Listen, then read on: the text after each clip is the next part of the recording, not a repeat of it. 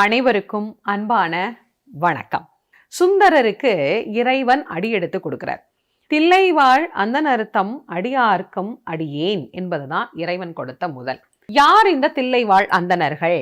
பொதுவா தில்லைவாழ் அந்தணர்கள் அப்படின்னா நம்ம எல்லாருக்குமே தெரியும், சிதம்பரத்தில் இருக்கக்கூடிய தீட்சிதர்கள் அப்படின்னு.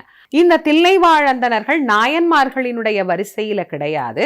இறைவனை எப்போதும் திருமேனி தேண்டி பூஜிக்கக்கூடிய அந்த அடியார்களை தொகையடியார்கள் அப்படிங்கிற அந்த வரிசையில நமக்கு சுந்தரமூர்த்தி நாயனார் நமக்கு அருளி செய்திருக்கிறார். சரி, இப்போ முதல்ல அவர்களுடைய வரலாறு என்ன அப்படின்னு பார்க்கலாம். ஆதிசேஷன் பதஞ்சலி அப்படிங்கிற அந்த முனிவரின் உருவமாகி வியாக்கிரபாதரோடு இணைந்து நட்பு கொண்டு இருவருமாக தவம் செய்கின்றார்கள்.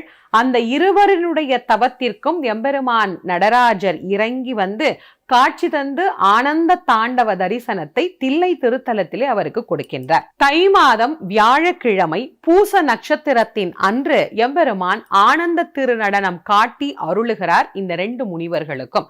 பதஞ்சலியும் வியாக்கிரபாதரும் அன்று முதல் அந்த நடன தரிசனம் காணாது எந்த வேலையும் செய்வதில்லை என்று எம்பெருமானிடத்திலே ஒப்பந்தம் செய்து கொள்கிறார்கள். அப்படி எம்பெருமான் காட்சி தந்த அந்த தில்லை திருத்தலத்திற்கு அவர் எப்படி வருகிறாராம்? காட்சி கொடுக்கும் போது கைலையிலிருந்து புறப்படுகிறார். புறப்படுகிற போது பூதகணங்கள் எல்லாம் நாங்களும் வருகிறோம்னு, சரி வாங்க. தேவர்கள் எல்லாம் நாங்களும் வருகிறோம்னு, சரி நீங்களும் வாங்க.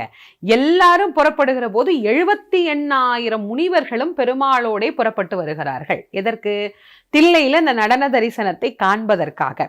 அப்படி புறப்பட்டு வந்த 78,000 முனிவர்களிலே 3,000 பேர் தீட்சை பெற்று பூஜிக்க கூடியவர்கள். தீட்சை பெற்று பூஜிப்பதனாலே அவருக்கு தீட்சதர்கள் அப்படின்னு பேரு. இப்போ நடன தரிசனம் முடிஞ்சிருச்சு, எல்லாரும் கிளம்பிட்டாங்க. இந்த முனிவர்களும் கிளம்புறாங்க. 78,000 பேரும் கிளம்பும் போது நடராஜர் என்ன சொல்றாரு? நீங்க 3,000 பேரும் இங்கேயே இருங்க, இங்கே இருந்து இந்த நடராஜருக்கே நீங்க தொண்டு செய்யுங்க. இந்த நடராஜர் உங்கள் வசம், இந்த நடராஜரை காக்க வேண்டியது உங்கள் கடன் அப்படின்னு சொல்லிட்டு மத்த எல்லாரும் கிளம்பிடுறாங்க. அன்று முதல் அந்த 3,000 பேரும் தில்லையில் இருந்து நடராஜருக்கு தொண்டு செய்யக்கூடிய அந்த தங்களுடைய வாழ்க்கை பயணத்தை துவங்க ஆரம்பிக்கிறாங்க. இந்த தில்லை 3,000 பேருக்கு என்ன அவ்வளவு சிறப்பு உண்டு அப்படின்னா, அதுக்கு ஒரு வரலாறு சொன்னா சுலபமா புரிஞ்சிடும். பிரம்மா உலக நன்மைக்காக ஒரு வேள்வி செய்கிறார். அந்த வேள்வி செய்கிற போது பிரம்மதேவர் என்ன பண்றார்? எல்லா இடத்திலும் இருக்கிற முனிவர்களை எல்லாம் அழைத்து வேள்வியில கலந்து கொள்ள வைக்கிறார்.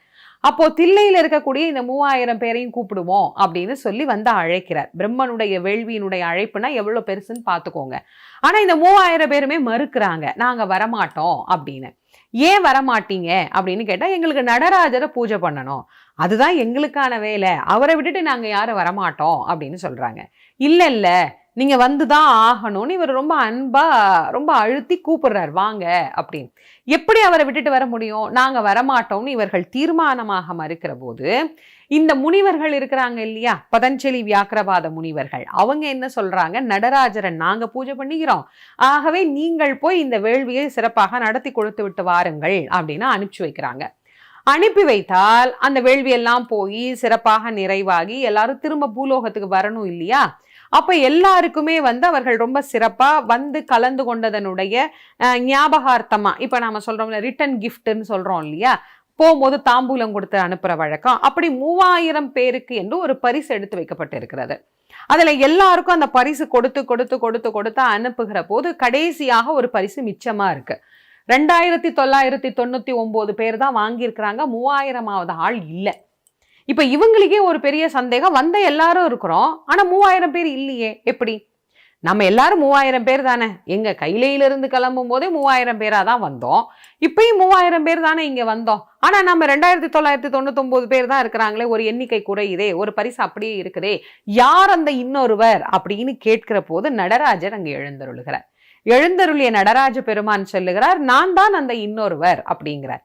எல்லாருக்கும் ஒரே ஆச்சரியம், என்ன சுவாமி இப்படி சொல்றீங்கன்னா, ஆமா, உங்களோடு வந்தவனும் நான் தான், தில்லையில் உங்களோடு இருப்பவனும் நான் தான், என்றும் 3,000ல் ஒருவனாக வாழ்பவனும் நான் தான், என்ன மறந்துட்டீங்களே அப்படின்னு நடராஜர் சொல்லுகிறார். அப்பதான் எல்லாருமா சேர்ந்து அவரை சபாநாயகர் அப்படின்னு வாழ்த்துறாங்க. இன்னைக்கும் அவருக்கு சபாநாயகர் என்கின்ற ஒரு திருநாமம் உண்டு. உங்கள் அனைவருக்கும் நன்றியும் வணக்கமும் கூறி விடைபெறுவது திருமுருக வள்ளல் வாரியார் சுவாமிகளின் மாணவி தேசமங்கேற்கரசி. நன்றி, வணக்கம்.